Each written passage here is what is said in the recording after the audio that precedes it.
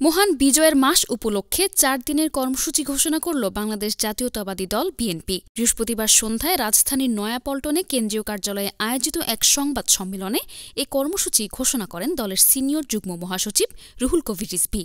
সংবাদ সম্মেলনে রুহুল কবির রিজভী জানান, শহীদ বুদ্ধিজীবী ও মহান বিজয় দিবস উপলক্ষে পৃথক পৃথক কর্মসূচির আয়োজন করা হয়েছে।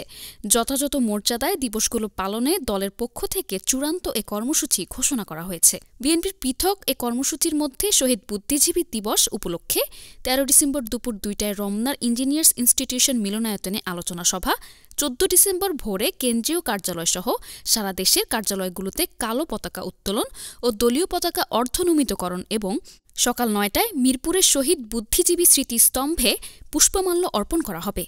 পাশাপাশি মহান বিজয় দিবস উপলক্ষে ১৫ ডিসেম্বর বেলা ২টায় রমনার ইঞ্জিনিয়ার্স ইনস্টিটিউশন মিলনায়তনে আলোচনা সভা, ১৬ ডিসেম্বর ভোরে দলীয় সকল কার্যালয়ে জাতীয় ও দলীয় পতাকা উত্তোলন, সকাল ৭:৩০টায় সাভারে জাতীয় স্মৃতিসৌধে শ্রদ্ধার্ঘ্য অর্পণ এবং সেখান থেকে শেরেবাংলা নগরে দলের প্রতিষ্ঠাতা ও সাবেক প্রেসিডেন্ট জিয়াউর রহমানের কবরে পুষ্পমাল্য অর্পণ এবং বেলা ২টায় মানিক মিয়া এভিনিউতে সবার আগে বাংলাদেশ এর উদ্যোগে সার্বজনীন কনসার্ট কর্মসূচি পালন করা হবে। বৃহস্পতিবার আয়োজিত সংবাদ সম্মেলনে বিএনপির যুগ্ম মহাসচিব খায়রুল কবির খোকন, হাবিবুন্নবী খান সোহেল এবং শহীদ উদ্দিন চৌধুরী অ্যানি সহ বিএনপির বিভিন্ন পর্যায়ের নেতাকর্মীরা উপস্থিত ছিলেন। News desk, hello Bangla.